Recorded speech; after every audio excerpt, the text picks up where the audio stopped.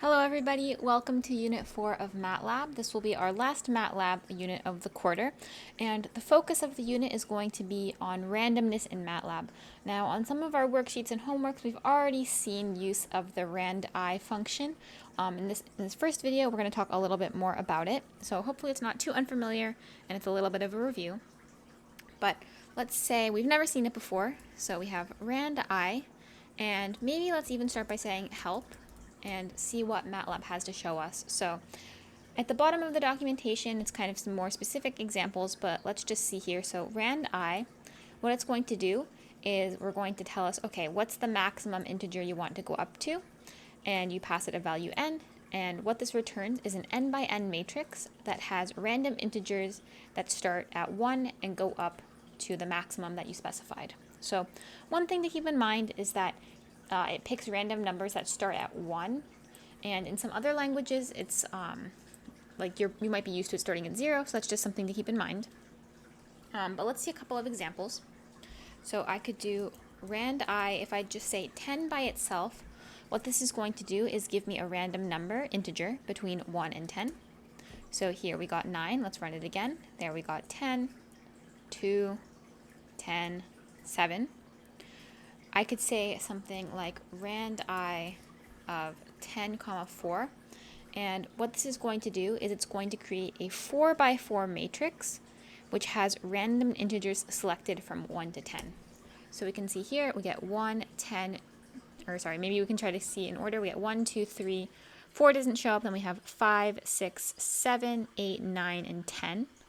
We can run it again.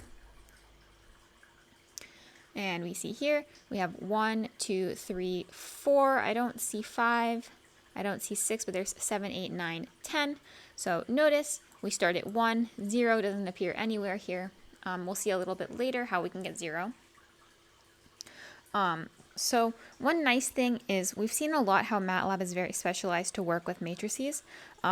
So this single line of code gives us this really nice matrix of random integers. So in other languages, it might take a lot more work to get something like this, but in MATLAB, it's very easy for us to kind of get these matrices of random numbers. What if I didn't want a square matrix? What I can do is say randi of, let's say, still pick from 1 to 10. But now let's say I want it to be a 2 by 3 matrix. So I just say comma rows, comma columns. So we can see here we have 2 rows, 3 columns, and it's picking random integers between 1 and 10.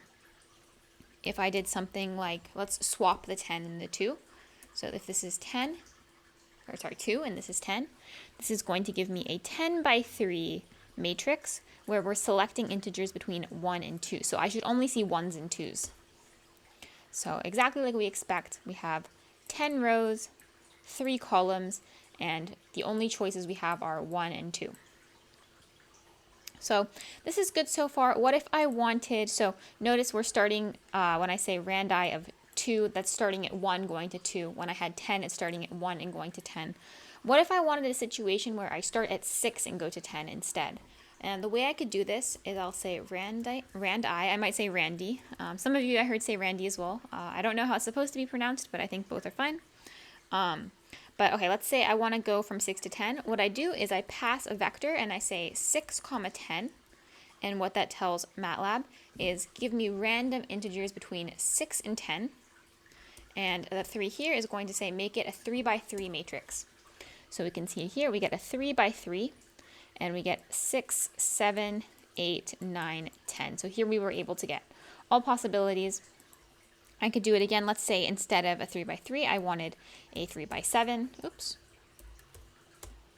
So here, 3 rows, 7 columns, and again, just selecting between 6 and 10. So in the next video, we're going to talk about the general kind of principles of how we simulate random processes on the computer. But otherwise, thank you for watching, and I will see you in the next video.